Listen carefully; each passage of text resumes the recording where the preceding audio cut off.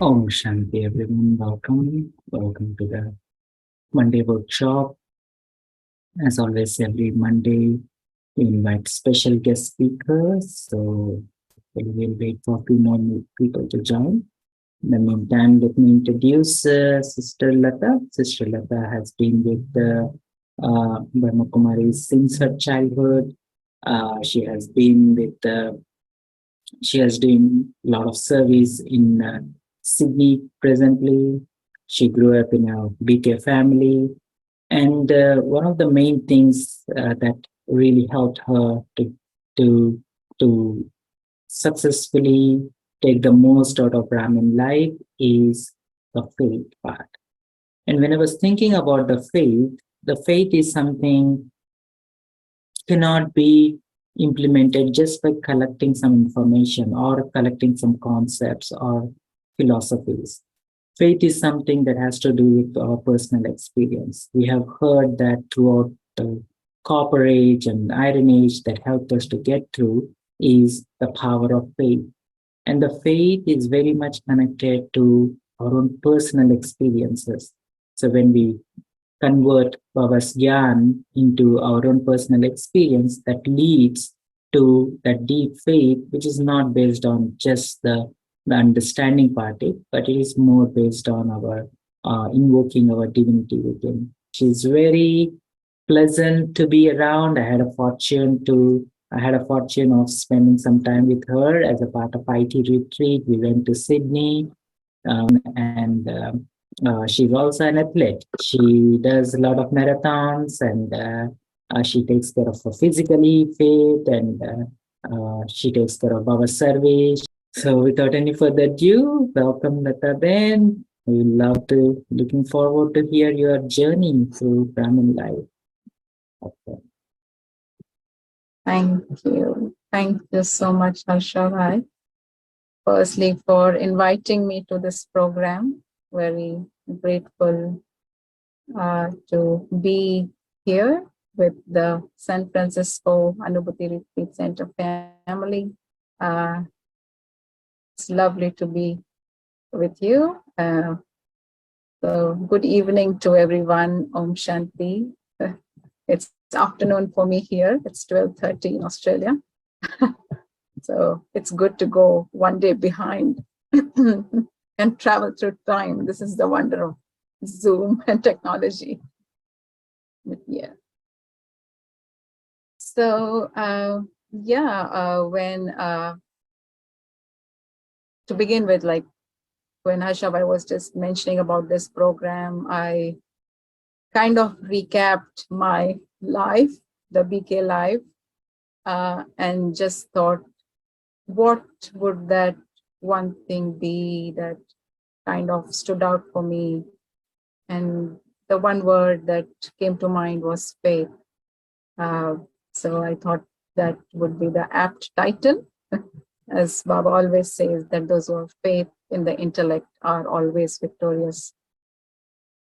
So let me share a little bit about how I came into knowledge, or in fact, how Baba pulled me. You know, sometimes Baba says in Murlis that, did you find God or did God find you? So in my case, it's a bit like God found me while sitting at home. Because it so happened that I was like this young, happy child, 8 years old, not searching for spirituality or had no problems in life.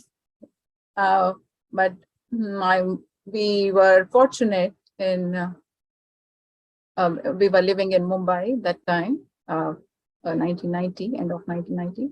And we were living like 200 meters away from the building of the center, and we didn't know about it for a very long time. And there was a vegetable market just adjacent to the center building where my Laukik mother used to go to buy veggies almost every day. And this evening, it so happened that there was a big exhibition put up in a ground near the center there. And while my mother was returning back, she saw these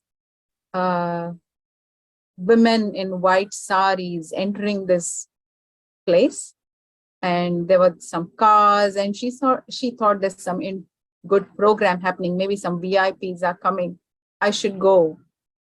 So she came back home as it was just close by, kept the veggies, and my father fortunately was there at home as well.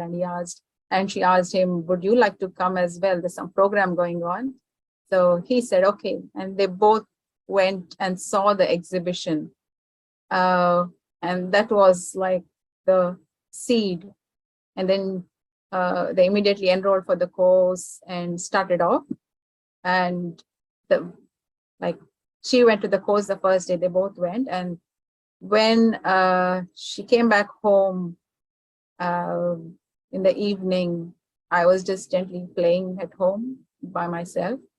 And I kind of remember her saying, Lata, do you know what I heard today? That we are not bodies, we are souls. And I don't know why. There was no logical reason, but for me, what she said perfectly made sense. And I still don't know that if I can put a reason to why I felt it was right. It just felt right. And then she asked me, would you like to join the course as well? And then I said, okay. And I just, like the next batch was starting in 3 days, and I just enrolled for it and started doing the course. And what I remember, maybe I can just give a little instance of what happened the first day, which is quite interesting for me. You know, Babdada always in Murli asks us to raise hands, you know, to make sure we have understood or we really have that thought. So it's something like that for me. So I went the first day for the course, and there's this Brahma Kumari teacher, you know, explaining about the soul and the body. And, you know, usually they will ask, so you are not your name, you're not your body, you're not your label. So who are you? And then we start with the introduction of the soul. So because my mother had told me, so I knew the answer. So I was sitting in this course. It was a group. It's what group of like 10, 12 of them. And I was sitting right in front of the BK teacher. And when she asked that question, my hand went straight up. It's like, you know, in schools, when kids know the answer, they are taught you should raise your hand, and like when you asked, you have to respond. So I was so happy that what she asked, I know the answer. And my hand's like, you know, waiting for her to ask me. And she looked at everyone, but she did look at me. And then finally, she looked at me and smiled, but didn't ask me to respond. But even I couldn't contain my excitement. I just said, I am a soul. And that's it. I'm sure she understood, and others also were, you know, amused by that little moment. But for me, it gave me so much happiness. Like you can see that I still remember it so vividly and so clearly. It was like, you know, I know something, like I have gained the truth. It was a very different feeling. I can't explain it, but for that young child, that one moment clicked. And then the rest of the course, I don't remember, but eventually I started going to the center with my parents, listening to Murli, and gradually I understood knowledge and all of that. And the journey began. But, I mean, there are many things after that that helped me. But if I can say what laid the foundation for me was, one is the atmosphere and the vibration of the center. That I would say was very, very key. It felt true. There was love that was unconditional, and it felt very, very safe. So I would say even before I understood knowledge, it was the vibrations of the place that pulled me. Baba, and I'm sure when you visit any Baba's place, like the center, retreat center, or anywhere in the world for that matter, when you step into Baba's house, you know this is home. And when we talk about Madhuban, that's like a next level. So the vibration, like the soul catches that, and you know, this is my home. This is where I belong. So for me, it, and at such a young age, when your heart knows that, it's very, very firm, goes in very deep. After that, I started coming for Murli on a very regular basis. And one thing, fortunately, was I enjoyed to study. So Lokik study as well. I used to like studying. And for me, Murli was another form of a study. So it was knowing different points, knowing different things. What is Baba teaching me? So I really enjoyed that teacher-student relationships. I used to have a notebook and a pen. I used to sit right next to the gadi. Like in India, they all sit down on the floor. So we'll sit right there and take notes. But a regular study of Murli was, I think, like the next step, next thing that laid a foundation for me. Because I'm sure all of us have experienced it, and we experience it on a regular basis as well, how Murli works magic in our lives. You may be thinking of something, you want to know something, and it's right there. Baba speaks about it. You have some confusion, and Baba clarifies it. And not just problems, it may be something you don't know. So it's a new point, new jewel of knowledge. And the only source that Baba speaks to us is Murli. So I truly, truly feel that, when Baba says we should never miss the Murli, we should definitely never, never, ever miss the Murli. Because you never know what you will miss. So that was something that laid my foundation. I think there were years when I would go to the center 365 days, every day, be it exams, be it rain, be it anything, I would go and listen to the Murli. And back then, there was no internet, there was no mobile, there were no apps. The only source we had was to go to the center and, that the printed Murli that was there at the center, and there will be limited copies as well. So that was the only source. And so you visit the center and read the Murli, listen to the Murli. But that, I think, helped me a lot. So that's one of my other foundations.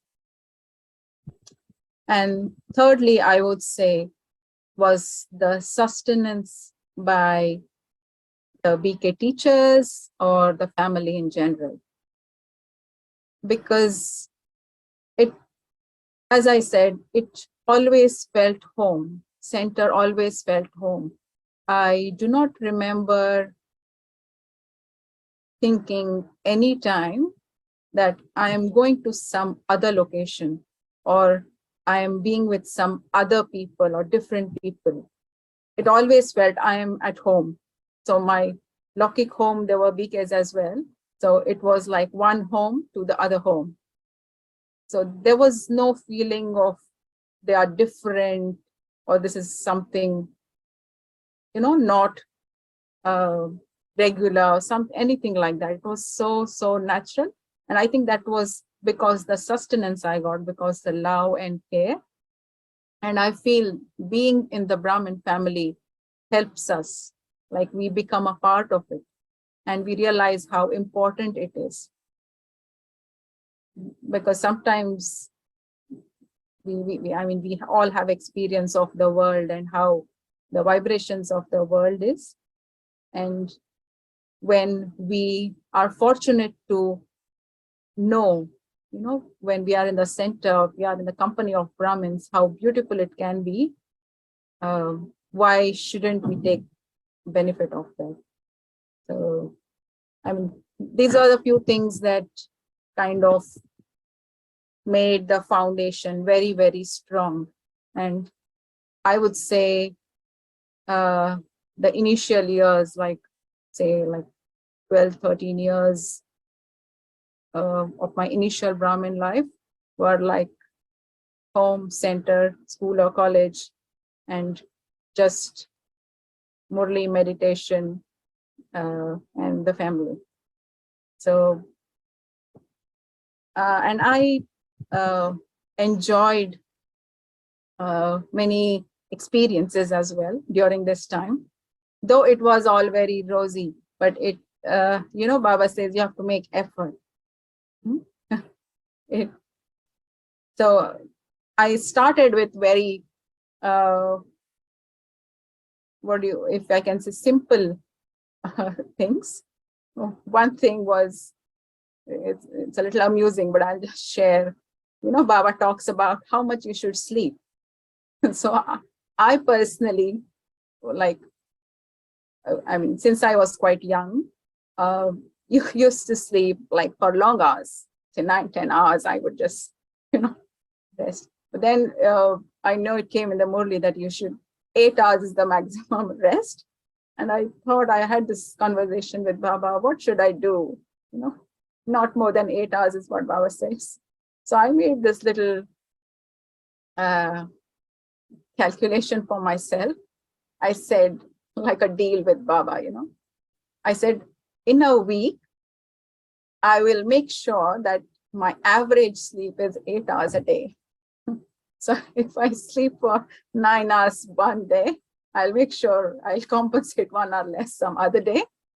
But, I'll make sure I follow your Srimad of 8 hours per day.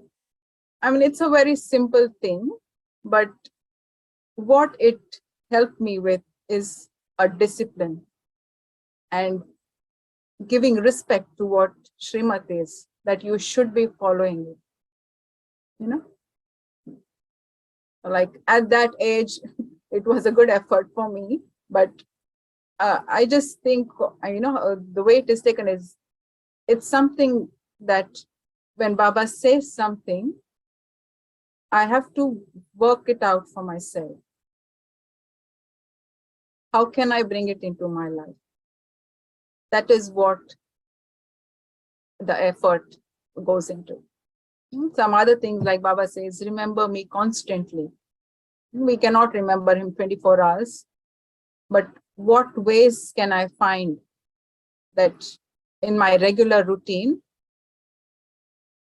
helps me with remembrance? Like if I go back, I had made a little routine, like if I'm writing some exams, before I start writing any word with my pen, I'll remember Baba. If I'm waiting for something in the examination hall, I will remember Baba.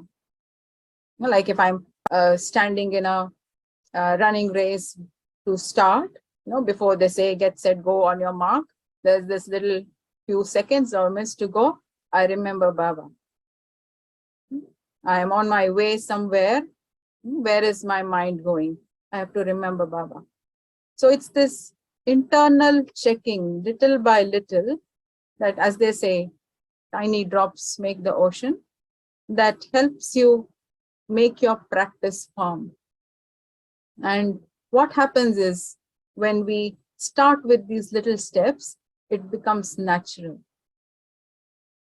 And then automatically we get pulled. Like we don't have to remember, we don't have to make an effort, but automatically we get pulled and we remember Baba. So it becomes natural. And I mean, there are so many things, but I'll just share one bit, which has been quite a special part in a way, or Baba has given me that special part in the BK life, and that's about the dance practice, or forming in any of the programs. So I used to learn dance, and then in India there are so many programs for different festivals, and they would ask me to perform. And initially I used to enjoy it, like just learn the steps and perform. But then gradually, as I started becoming more mature spiritually and experimenting with Gyan and Yoga, I had this thought that there's this service that I do. It's dancing for various programs. But then how can I change it in a way, or how can I do something different, or how can it be unique for myself at least? And then I thought, I have to go with the consciousness that this is not just a performance, but it's service. And service, in a way, it's spreading happiness, yes. But also another thing that Baba always says, that before you go on the stage, check your stage. So like whenever you're going, be it for giving a talk or for any performance or whatever, you have to check the state of your mind. So I started working on how much soul conscious was I when I was performing. And it took a little while, but then I myself saw, and when the family gives a feedback, you realize that they also have got some experience. So it was different. So externally it was the same, like, there's a song being played and the steps being performed, or the dance being performed, but I was feeling different. So it's about putting knowledge into what you do. It is using knowledge or making that theory into practical. I mean, this is one small thing, and I can go on, but maybe I will share one more experience, and this is like very specific related to faith. Maybe I'll share that. When I was in college, like my exams were coming up, and I didn't know when the exam dates were. And at the same time, at the center, they were announcing Madhuban dates.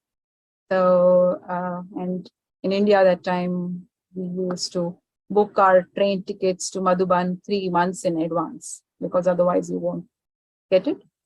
So the Madhuban dates had come, and I had thought of a date, and I had booked my train tickets already.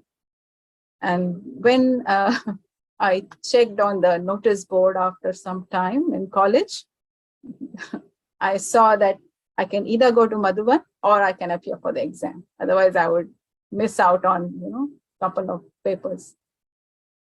So, I mean, that's a decision, isn't it? Like if I do not give my exams, it's like I fail for that year, or, I'll have to reappear for those subjects or whatever.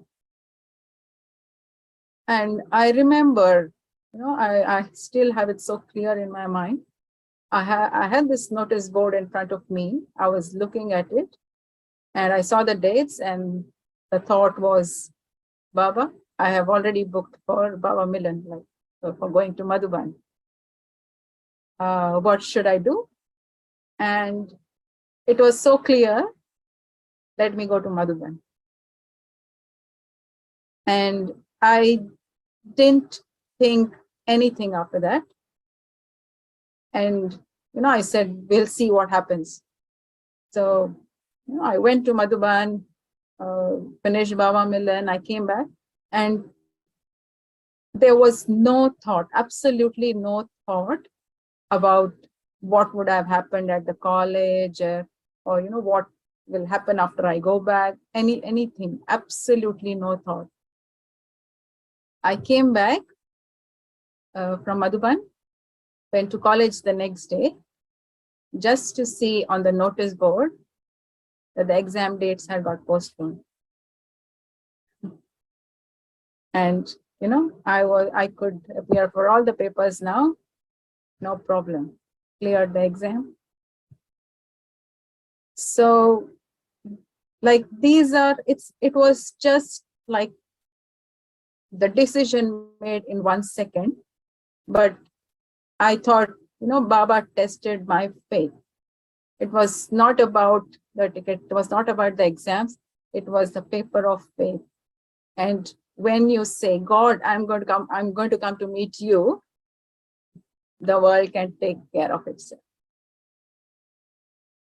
So, I mean, this is one of the examples, and I have had so many experiences like that when you put Baba, like Baba is my priority, service is my priority, everything else gets taken care of. It's not a blind faith, it's complete pure faith. That there is no confusion in mind, should I do this or should I do that? So, yeah, I mean, this was a little beginning, or if I can say, my spiritual childhood as it began, which was all about faith. I'm just going to pause here for a few minutes, and I had found this little commentary about faith, and if we can just listen to that commentary and reflect upon it, and then we'll continue. What we believe is the reflection of our deepest held ideas and thoughts, which in one way or another are manifesting in every moment of our lives. It has been said, faith can move mountains, and the biggest, highest mountains are our own thoughts, feelings, and ideas, which sometimes can hinder our capacity to jump beyond our limits. Faith is the energy of understanding that enables us to realize that anything is possible, even if it is not visible in front of our eyes, but more especially, even if it's not visible in front of our reason. The success that comes from faith is closely linked with the fact of letting go. When we let go of what we are used to, that is, on what we depend on, then new perceptions and new possibilities open up for us. Let us take the example of the pole vaulter. He has a pole, he runs for a short distance, and when he comes to the barrier, he sets the pole firmly on the ground, using the pole to rise up and jump over the barrier. However, to jump over, he must let go of the very thing he used to rise up, the pole. If he holds on to the pole, he falls back with it and cannot get over to the other side. So his success depends on using the pole at the right time, but also to let it go at the right time. Without the pole, he cannot succeed, and if he holds on to it, also, he cannot succeed. It is all a matter of appropriate timing, and this requires accurate discernment. Sometimes, incidents in our life make us like the pole vaulter. We have used many things in our life which at their time were valuable and necessary, but now have to be discarded because other things are necessary. Like a person who wishes for deeper spiritual experience, when he uses knowledge, knowledge is very necessary, and without it, he cannot rise to the heights he wishes. But equally, at one point, he has to let go of the support of knowledge and simply jump. To jump over the barrier of habit, custom, comfort. It is not simply a matter of knowledge, but to dare the self to enter another dimension of consciousness. To be willing to experiment requires faith and cannot be done if one still clings to the accustomed. Faith says that it's not necessary to analyze and know everything in detail before doing something. To know a few basics is enough, then one just does it. When we drive a car, do we insist on knowing how the engine works in detail before driving it? Do we know the details of an elevator before we use it? Most people do not know such details, but it is enough that they know the basics and get on with what they have to do. In our modern life, we overthink, wanting to control and direct every outcome. But then, such a life lacks spontaneity and especially simplicity. Though we do need to structure things, a true structure or plan allows space for the unexpected, the unpredictable, the great surprise. Such space is the window through which the light of inspiration, of innovation can enter. When life is overplanned, then we are cemented in it, unable to grow, unable to flow to new horizons. Faith allows us to realize that optimum results can happen without always having to structure or plan every detail. Faith is the basis for new vision. Such faith allows us to reach beyond our limits because we believe we are more than what meets the eye. Such faith is the inspirational energy of every pioneer in whatever field.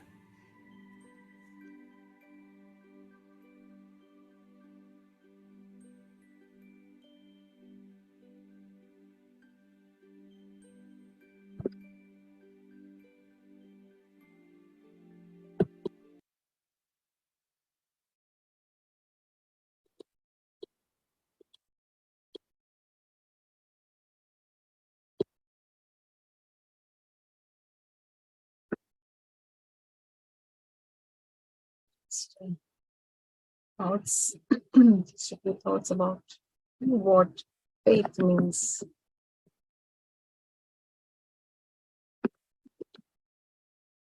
So all this was the rosy and happy picture when the journey began, the spiritual journey began.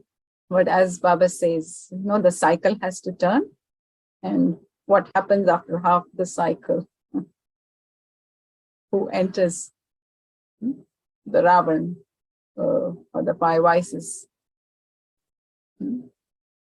So I wouldn't say Ravan entered my life, but it was, the next phase when I started working professionally. That was when the real test started coming in. Till then, it was like the foundation was built, and it was like Baba knew what this soul will need or what weapons are needed to face the world, which I was completely unaware of. And when I stepped into working professionally, it was like, oh, this world is completely different to what I've ever known. I met people whom I couldn't trust. I met people who don't are not what they say. It was, they say something else and think something else. So there was so much greed. It was a completely different world. And that was when I had to start applying my knowledge base into, day-to-day life. Like, where is this power? I use my power of decision making. I use my power of tolerance. I use my power to face. And how much had I accumulated? That was what I could feel. Because till then, it was quite a cocoon, though I was very happily experimenting what I had learned. But then this was a different test paper for me. I had to move to a different place. So I wasn't living with my parents then. I had to go to a new place in India to start work. So I was by myself. And then, I have to follow Srimad as well. I have to work out everything by myself, do everything by myself, and maintain, the stability. So it was like everything coming onto me at the same time. Yes, and one thing that really helped were Baba's centers at the different places. So that was another thing that has always been very dear to me. Wherever I have traveled, the first thing I search for is where is the center. Because that's, like, as I've said, center has always been home. And no matter where you go, it's a family and home, what you will find. Like, the vibrations will feel the same. It doesn't matter you're in Australia or India or US. So that was some learnings and challenges that began. And if I can maybe share a couple of experiences when I had traveled on site for the very first time. So I'll share something. Once I had gone to Europe, and it was for a work assignment. And I'd been to Netherlands, so the language they speak over there is Dutch. And I landed on a weekend, and Monday I had to go to office. And on the way back, it somehow happened that it was winter, so it was getting dark earlier. I had caught the wrong bus. I couldn't read what was written because it wasn't English. I couldn't communicate with anyone because the language was a problem. And I sat in the bus and I reached the last stop, and the driver's telling me, you will have to get down here because the bus isn't going anywhere from here. And I didn't have phone connectivity and I didn't know where to go. So I am in this new country. It's getting dark, all by myself, hardly any souls. And I have to reach back home. So what do you think would be your state of mind? Would you panic? Would you fear? Whom should I call? You know, there are so many questions that may come up. But such situations, and the reason why I feel happy about it is when such situations occur, my intellect has always gone to Baba. The first thing I remember is, I'll be fine. Baba will take me, where I have to go. And how you work it out, it happens. So I, kind of managed to ask someone, and they guided me to another bus. I took the bus in the opposite direction. I reached like 4 hours later, but whatever it was, I reached back. But the thing is, in that time when I was lost, did I still have faith that everything will be fine? That was my test. So things like that. And I'm sure all of us have faced, will face. Like Baba says, Maya's always on the door, ready to step in, ready to pounce. But how much faith do I have that no matter what situation, no matter what test paper, I will be the victorious soul, because I am and I will be. Now that's like, I would say, just underline it so nicely, put it so deeply, that no one else but I am the victorious soul, and everything will be fine. And then you're like ready for all the test papers. And a few other things I would say about the service in the center or service activities at various places.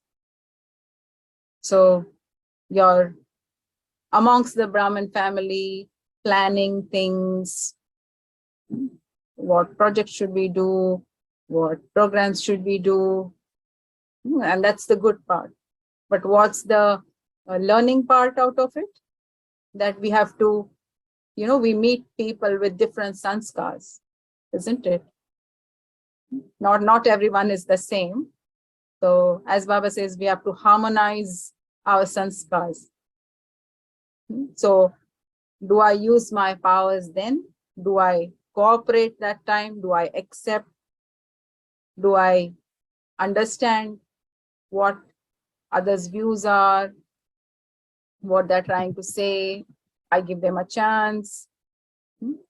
Does it bring ego in? Does it bring anger in? Or am I peaceful and loving and caring, cooperative? So all these things that I learned being in the Brahmin family. So I learned to mold and become gold, as Baba says. So such things. Another thing was realizing that when Baba says he is Karan Karavanhar, or he is the one who's using us as instruments, do I truly, truly believe that? It's not I, it's him doing it through us. And I have worked upon it, and I have realized that when we surrender it completely, that it's Baba's task, Baba will work it out, we become carefree, we become worry free. It doesn't mean we shouldn't plan, but all the tension, which is such a common word today, the stress, tension, all of this goes away and you become so light, so light. Because it's, we give away all the burden to him and we don't keep it with us. Some other learnings I've had are, how can we not let the result of our service affect our stage? And it's sometimes in both ways. Sometimes if you have had a really good program, many people came, everything went as planned, we feel so happy and elated. But sometimes if things don't work the way we had planned, do I feel disappointed? Do I feel, oh, we should have done this? Or do I blame someone? Or, this idea was better. Things like that. All this is like tests of faith. When Baba says drama is perfect, it is perfect. Whatever has happened is right. Do I truly accept that? And I have learned it in a way to really not let the result affect me in any way. And like just recently there was a program we had, and it so happened that it was a very well planned program, couple of hours program, and there was lunch planned, and a very nice program was planned. But the turnout, the participants that came were not that many as expected. In fact, there were more facilitators than the participants. But in spite of that, we did the program as planned, very happily. Everyone, with equal enthusiasm did the program. It was all fine. But what I realized was that if this was the case, maybe a few years earlier, I would have gone into the mode of a little waste thoughts. Not a lot, but maybe a little disappointment, a little waste thoughts. Oh, there should have been more people, or, don't know why they didn't come. But this time it was everything's perfect as in the drama. So when I don't let go of my happiness, that is success, that is victory, and that shows faith.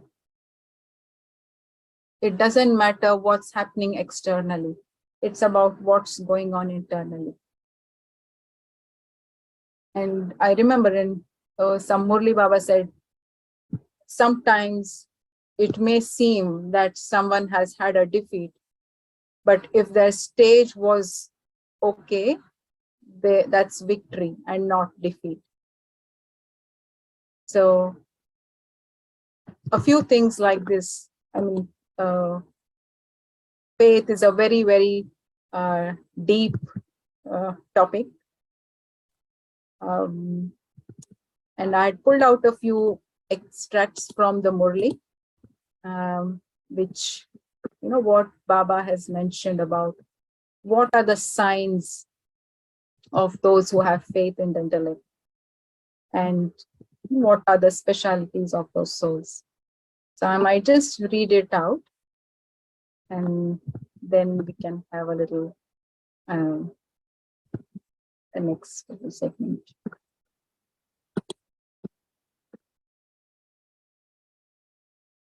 Just 6 little small points about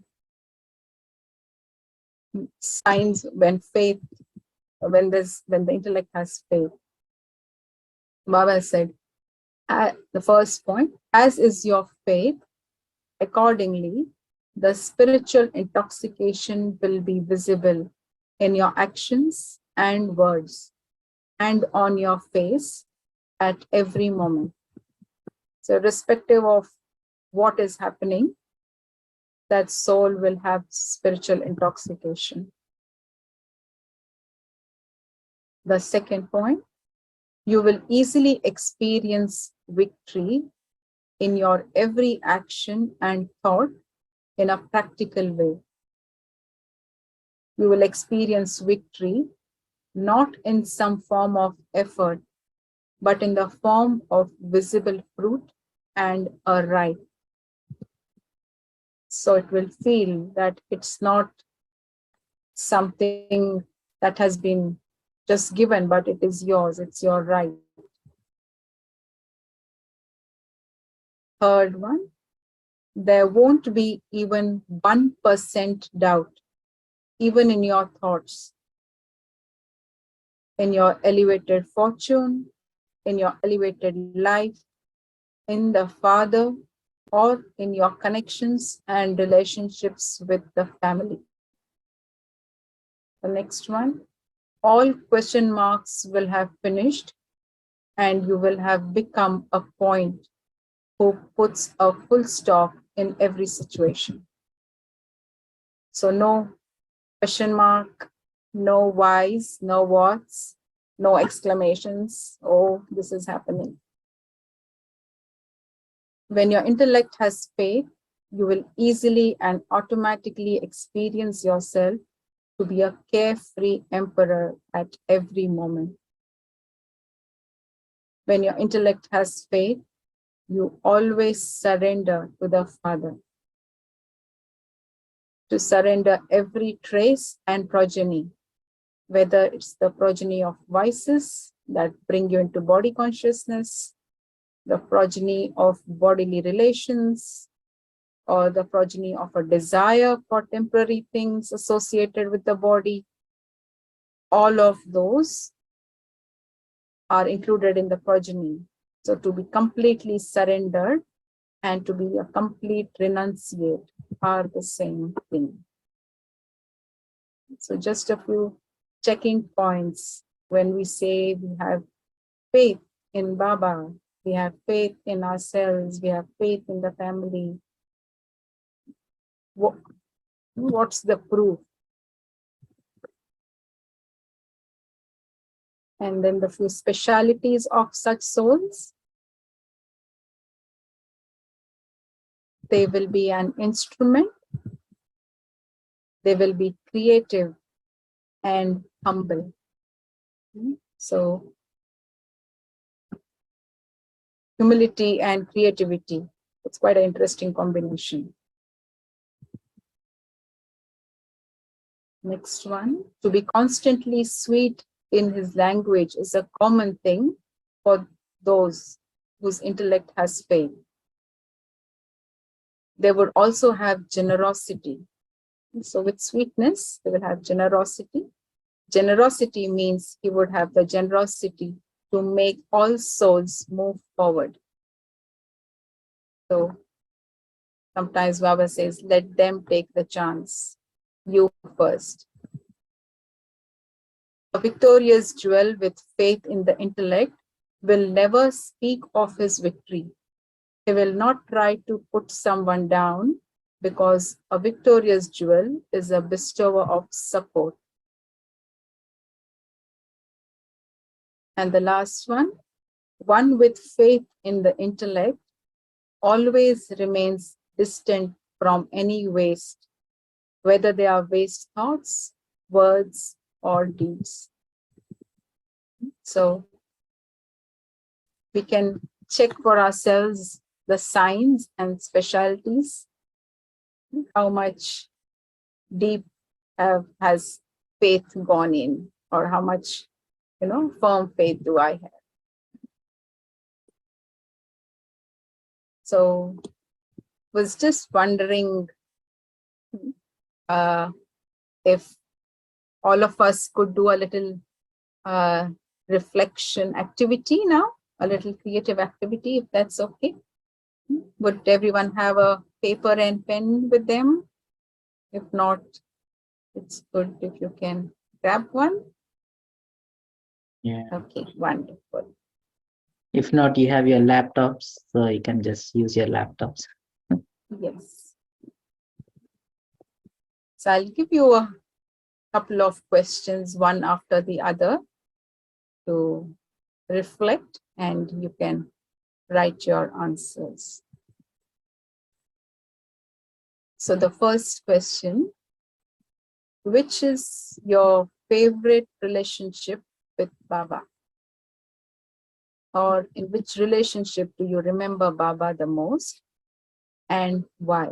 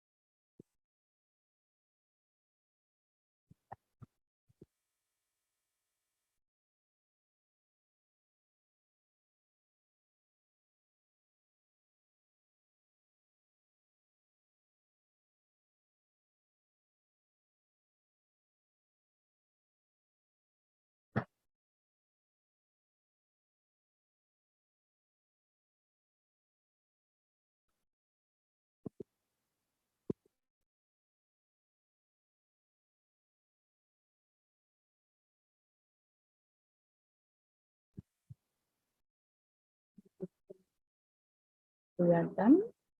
Move to the next question.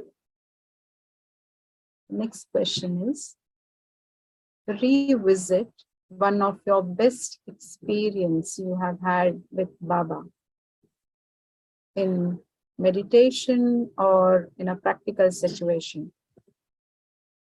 Describe the feeling, experience the feeling.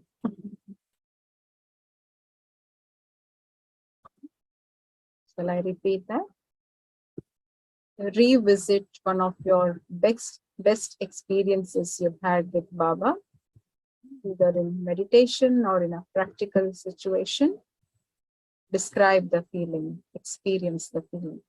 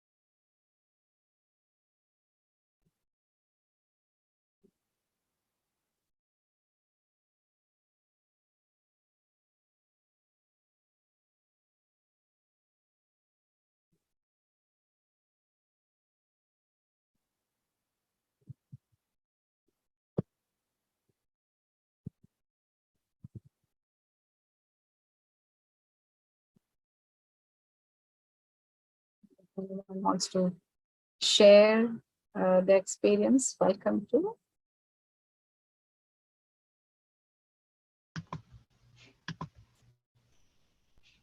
Can you hear me okay? Yes, Julie. Yes? Yes. Okay. The relationship that I have mostly with Baba is as a father. One, because we're always calling him the father. And two, he seems like he's a leader, giving directions. He's the master. I always put that towards a male figure. I hope I'm not offending anyone. And then the practical situation, revisiting something. I had a situation where I had always known, Baba's way worked. I've seen examples of that, but a situation happened and I hope this isn't a proud thing on my part, because pride's not a good thing, but it, I didn't even have to think about what I was doing, what I was saying. Baba's just, his energy just came over me, and it just happened naturally that I took care of it. And the pride thing isn't so much that, it was more, yay, I did it without having to think it through, you know, that type of thing, where I'm not saying it's a bad thing to think things through. It just happened so naturally. I was so happy, not that I'm proud of myself, but that I just know it's working. I don't know how else to describe it, but thank you. Om Shanti. Thank you. Wonderful. Anyone else? Or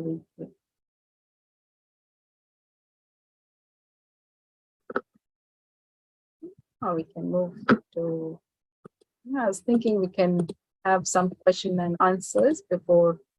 Let's just have a little bit to share, and then if anyone has question and answers, we can take up. So just kind of to summarize, how we increase, or how does faith, which begins as just a little belief or liking, or okay, God is teaching, to not having to think, but deeply having that faith. So it kind of starts with, in a way, a devotional kind of a belief or a liking.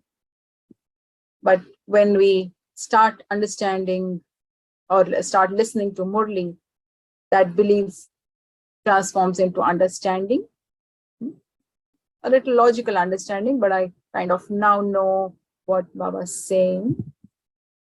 And when we use those points we know of knowledge into our life, or we start practically experimenting with it, that knowledge or understanding becomes wisdom. It becomes a part of us. So there's belief, there's understanding, and then the next step is it becoming wisdom. And once we have wisdom, or once it has become a part of us, we automatically develop a deep love for Baba, for the family, for this life, everything around me. It's not that we didn't have love before, we do. That's why we started. But the love deepens, very, very strong, deep, deep love. And when we have such a deep love, automatically the power of determination, determined thoughts, the power to take that step of courage, everything, automatically the soul is empowered. So now I know, so I'm wise, what Baba is trying to tell me. I have that deep love for Baba.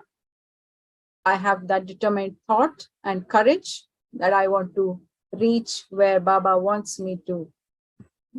We call it Lakshmi Narayan, we call it the angel. So I know my goal. And what do you think will happen when we have wisdom and love and the determination? We will automatically become victorious, isn't it? There's nothing to stop us.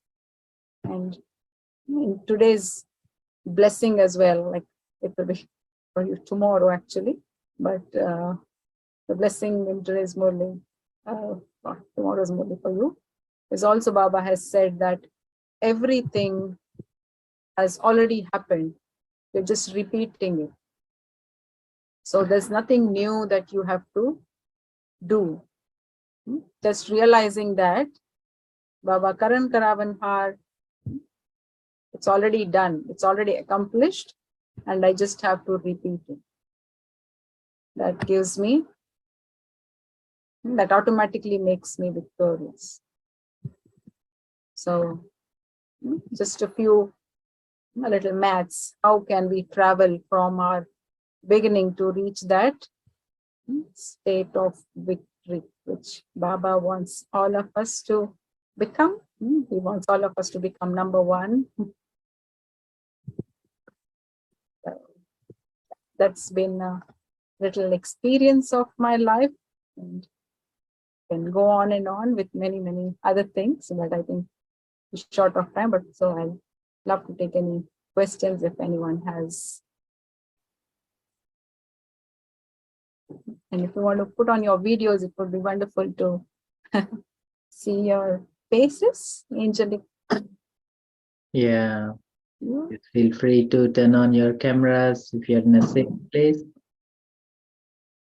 And feel free to unmute yourself if you have any more questions. So when others digest the content, I have a couple of questions around for us today's Murli, which was yesterday's Murli for you, where Bob was talking about, brought up this point of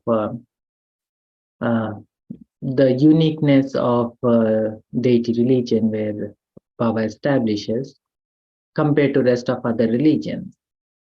So those religions are established in the same cycle, and then based on their personal experiences, they end up writing a Bible or book or something, and then they follow through for the rest of the civilizations coming from there.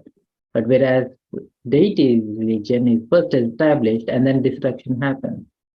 Everything that we have learned, all our experiences are all wiped out. And then our deityism starts, and then for half a cycle we continue. And in the copper age is when all of these things comes alive. So we were churning in today's class where the topic of faith came into picture, like what actually do we practice which is different from any other religions that keeps us going forward, is we have to take this little deeper than concepts or somebody writing a Quran, word of God or Bible or something like that, and then sticking to the word of God and something like that, right? So it is whatever Baba says, we we we have to digest, we have to make it our own experience. And experiences are also wiped out. Once we go to the soul world, everything of the previous cycle is wiped out, including your confluence experiences are also wiped out. So the experience itself has to become a sanskara. So, and that is one of the things that really came to my mind when Baba says, like, become Gyan Swaroop. You have to embody that. You have to make it as natural as if it's not as if it is the truth that you are a soul, you are peaceful, you are powerful and blissful, and you're as powerful as God. Those Lakshmi and Narayan become as close to Shiv Baba. And then this slowly starts coming down. You have to become that. So when you are sharing this point about the faith on when you make that thing natural, and you are referring to you're quoting some of Baba's points where the sweetness comes natural, you naturally become humble, there is no thoughts about the family, there is no thoughts about the Baba, there is no thoughts about drama either. And then it just rolls off, it just rolls, it just reveals by itself, effortlessly, it is revealing. And you're very much in the moment, you're just allowing um, your innate self to gracefully extend further, and it starts rolling and rolling and rolling. And that is a beautiful state. So my question around that is, when you being in Gyan at a very young age, you know, you're exposed to Baba, you're exposed to some of the bhavanas that keeps us going. After a while, we get used to that. We get familiar with that. Oh, well, I know that. Oh, I know Gyan. And before Murli's statement completes, he completes the statement. Especially Sat.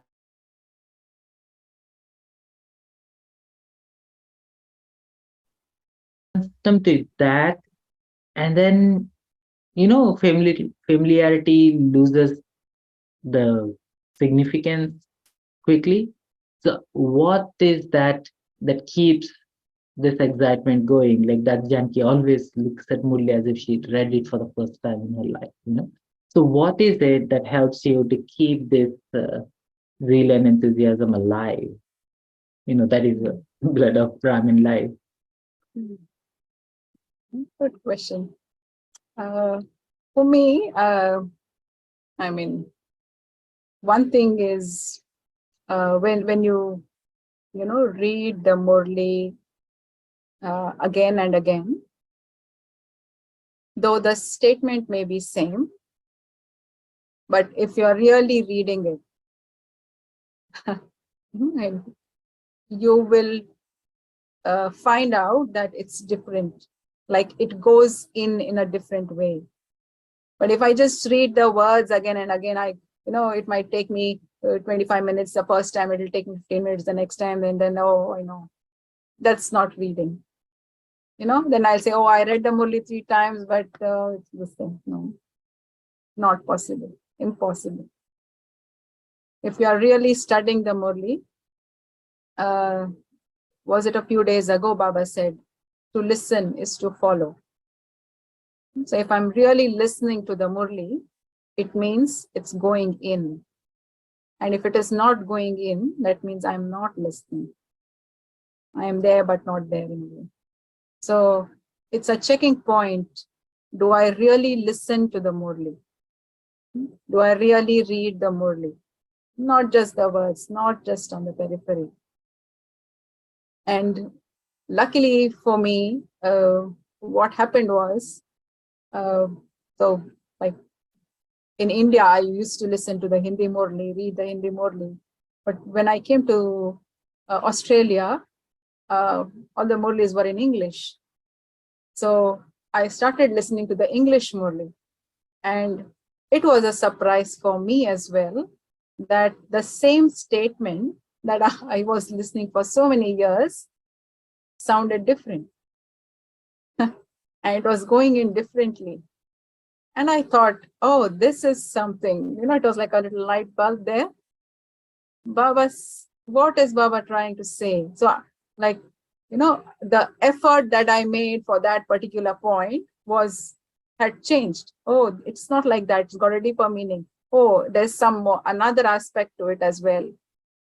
So if possible, you can try juggling the languages. I mean, that's, if it's possible, but it doesn't necessarily need to be so.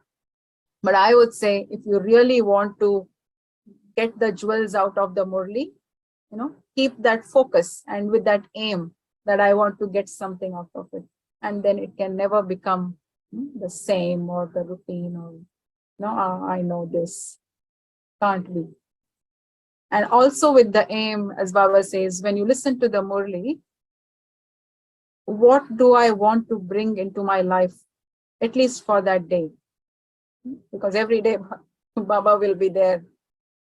Baba is present 100%. So at least that day's Murli, 1 point or 2 point, whatever it is, I bring it into my life. At least I try to put it into practice a little bit, if not everything. I make that effort, one step. Baba said, remember me constantly. Okay, let me see. Maybe I do the day, say I do 3 hours of yoga. Can I try to change my schedule tweak it a little bit that I can have more remembrance? Can I try to put some sticky notes somewhere? Can I, there are so many things we've heard, like Brahmins have shared. Someone said, whenever the phone rings, before I pick it up, I remember Baba. How many times do you check your phone through the day? So before touching your phone, remember Baba. Before you log into your laptops, remember Baba, or put your password such that you remember Baba. There can be so many things, but it's, I have to work it out for myself. The ocean's there, the support is there. I have to, what is it that will fit into my schedule and work for me? Find out and make it work. And also, Baba always says, take advice. If there's something that you're not sure about, take advice. And there'll be, proper guidance. There are so many seniors, so many who have walked on the path. They'll surely be able to guide you, help you. So, yeah. There can never be a dull moment when it comes to Murli. And it's up to us to make sure of that. Yeah, that's beautiful. Like listening is following. If I'm not following, I'm not listening. That's a beautiful thing. And it's very beautiful, like how Baba and Rama work together, right? To to manifest something what Baba says, Rama helps. Either it brings us a test paper to make sure I'm applying. Only when I apply it often and more often, it becomes the practice. So drama and Baba works hand in hand. Yeah, thank you. That's also a part of faith. That's That right. I have faith that the drama is beneficial.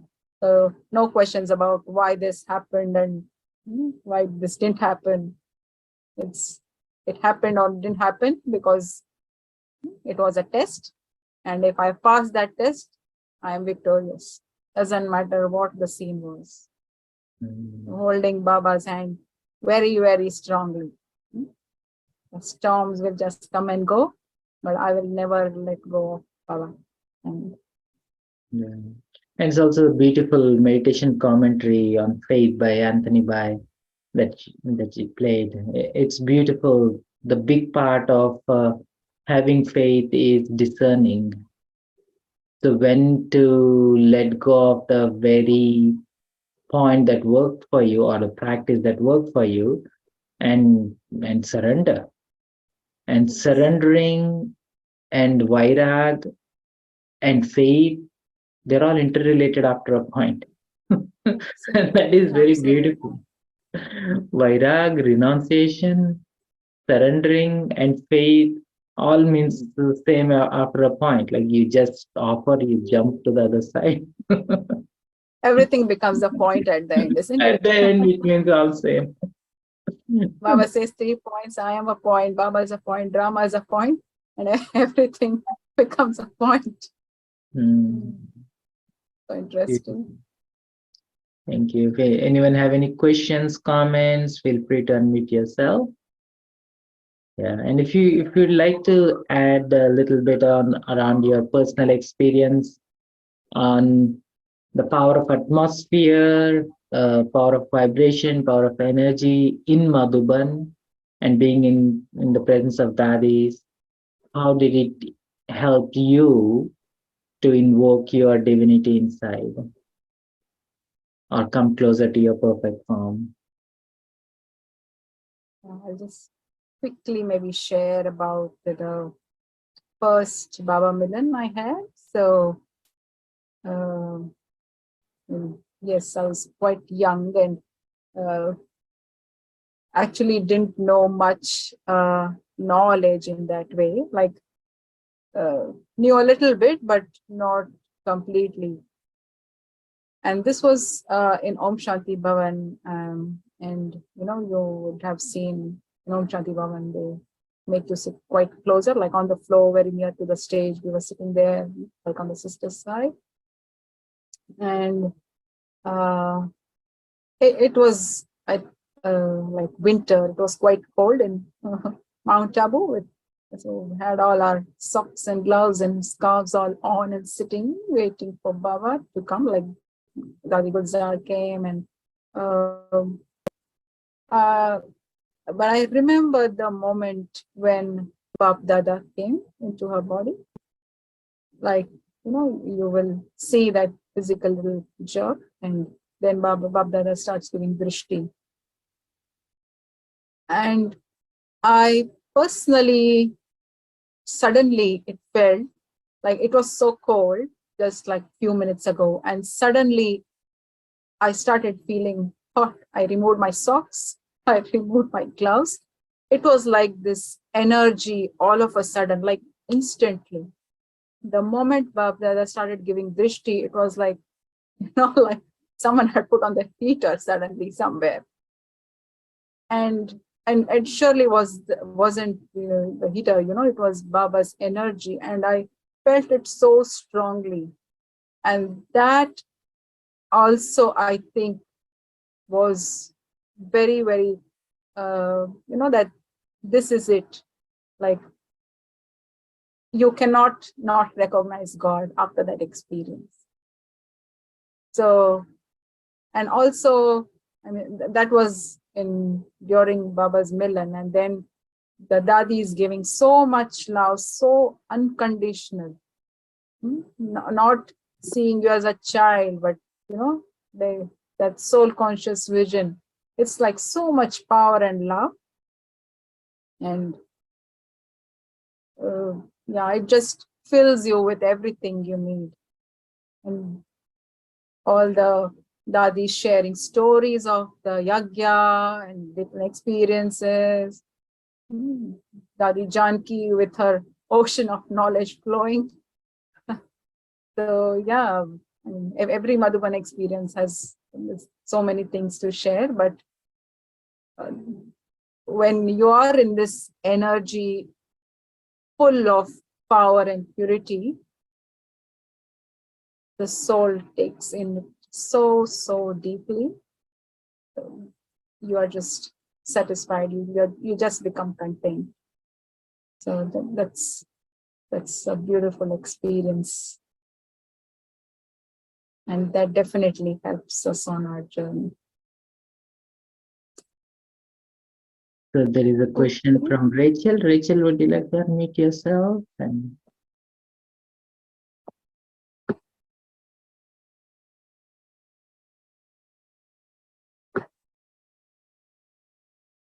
let me read out the question here.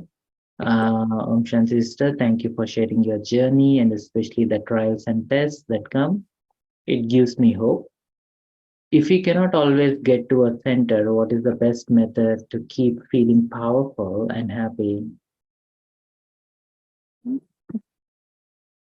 I would say, like, we are very lucky now that we have this online connection, which was not the case before. Like, if you can't go to a center, then that's it. There was no connection. And I think you have Avyakti Parivar, which is like become so global now. So one thing is, keep the Murli connection, like listen to the Murli every day. It could be online as well. If you're really not able to come to the center, if you're able to go to the center once a week, twice a week, or whatever is possible, definitely do so. But if you can't, be connected online, and be connected with the service instruments who are there, or like the seniors who are there. If you want to take advice, get some guidance from them, that also helps. And yeah, you can be in yoga bhattis, you can listen to classes, and that will help you create that atmosphere. Because ultimately, it's your thoughts that will create that energy. So when you are listening to such powerful thoughts, you yourself start creating those, and then the atmosphere and the vibrations around you automatically start changing. So that is something you can try, probably. Is that okay? Yeah, thank you. So if you can share a couple of thoughts to wrap up the meditation or quick meditation. Yes, I can speak a little commentary if that's okay. Yeah. And thank you once again for having me. And let's remember Baba. I might put off my video, but I'll speak the commentary.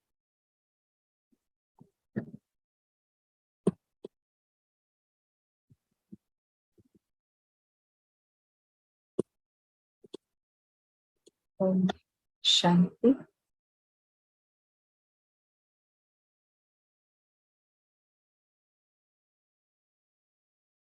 Moving my attention away from the external and focusing it inwards.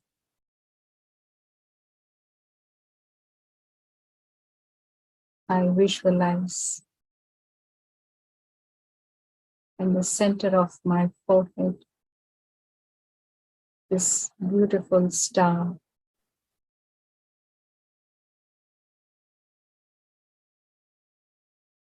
I, this beautiful, subtle energy.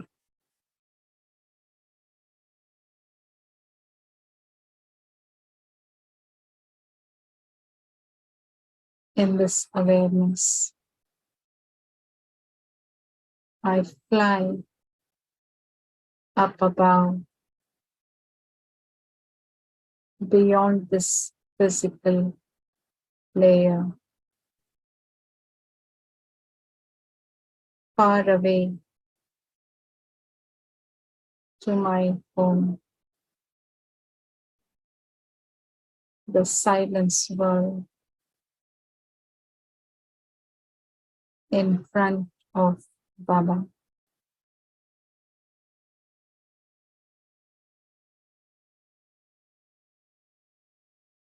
Baba and I and peace. That is all.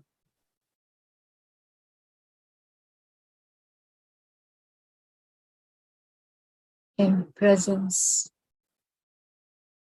of the Almighty, I surrender myself completely,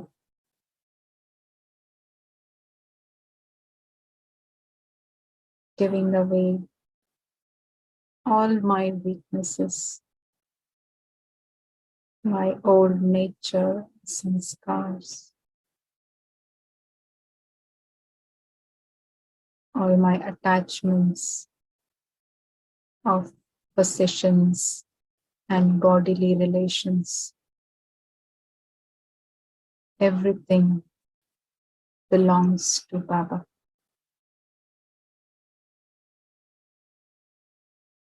I belong to Baba and Baba belongs to me. Mine is one Baba and none other.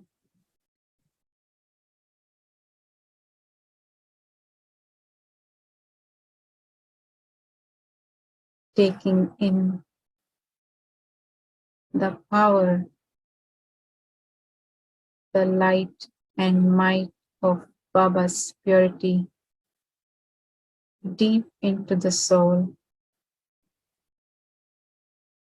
I completely cleanse myself.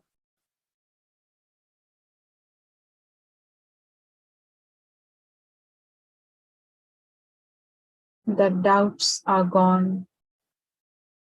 The negative thoughts are washed away. There are no questions.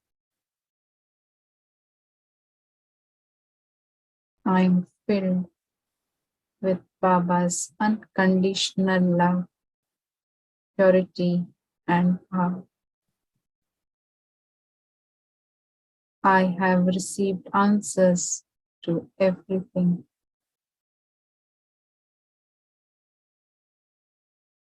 I have faith in the self and complete faith in Baba and the beneficial drama.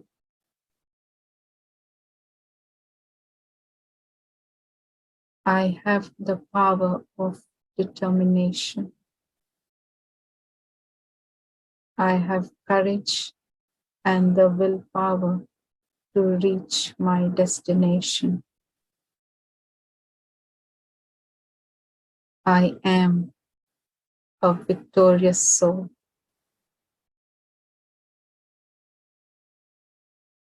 with God's hand in my hand, nothing is impossible. Everything is just a game. Everything is already accomplished. I am a carefree emperor. Victory is my birthright.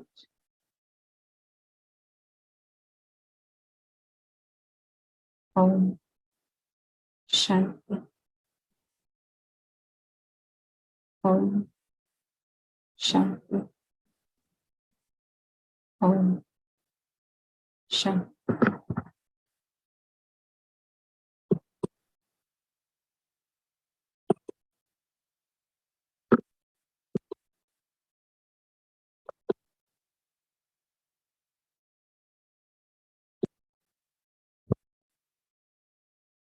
Thank you, Lata Ben, for this beautiful sharing. Really inspiring.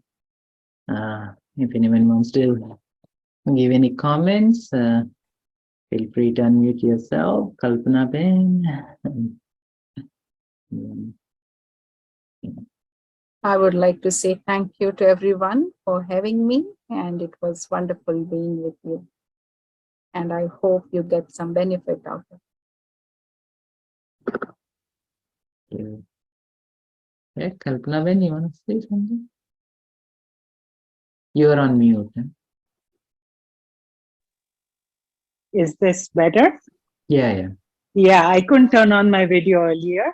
But I really like what Lata Ben said about how initially you start off as, it's like a devotional practice, but eventually it becomes your natural nature. And I see that in Lata Ben. That it has, this is who she is. It's not, you don't have to be someone other than your true self. And it's a practice that you develop, because right now I've just been in Gyan for 2 years. So it's still an effort to kind of, be what you were saying naturally in your soul consciousness. And that's what I see in Lata Ben, that she's naturally in it. And that gives me a role model to model after. So thank you for that. Thank you for the sweet words, Kalpana Ben. Yeah, it really touched me. And thank you again. Mm. Om Shanti. Yeah, Sister Lata is really, I have seen her in action, and she was facilitating, organizing everything for the retreat in Melbourne, in Sydney, and in all over Australia. And she was always like this, what you're seeing is what you're getting, even in her action. Right, to maintain that constant state of being That's with it. Baba. Yeah, and that's beautiful. Yeah. That's what keeps me coming back every day. When more I see of the sisters, and Harsha Bhai, you get the best speakers for us. So thank you so much for that. I look forward to Mondays. Yeah. Thank you. Om Shanti. Thank you. So, thank you, everyone. Om Thank you. Shanti. Om Shanti.